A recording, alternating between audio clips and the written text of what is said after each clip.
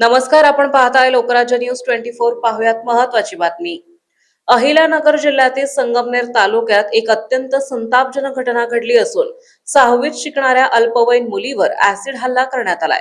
या घटनेनंतर संपूर्ण परिसरात खळबळ उडाली आहे। मिळालेल्या माहितीनुसार संगमनेर तालुक्यातील वडगाव पान येथील शाळेत शिकणारी ही विद्यार्थिनी शाळा सुटल्यानंतर घरी जात असताना अज्ञात तरुणाने तिच्या चेहऱ्यावर ऍसिड फेकले। अचानक झालेल्या हल्ल्यामुळे मुलगी गंभीर जखमी झाली। घटनेनंतर मुलीच्या आरडाओरडीनंतर स्थानिक नागरिकांनी तातडीने धाव घेतली।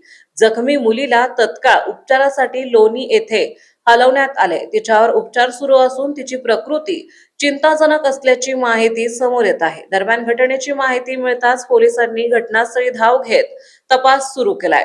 ऍसिड हल्ला करणारा आरोपी फरार असून त्याचा शोध सुरू आहे।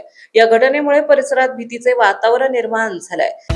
महाराष्ट्रातील महत्त्वाच्या आणि ताज्या बातम्या पाहण्यासाठी आजच आमच्या लोकराज्य न्यूज 24 न्यूज चॅनलला YouTube वर सबस्क्राइब करा आणि बेल आयकॉन प्रेस करा।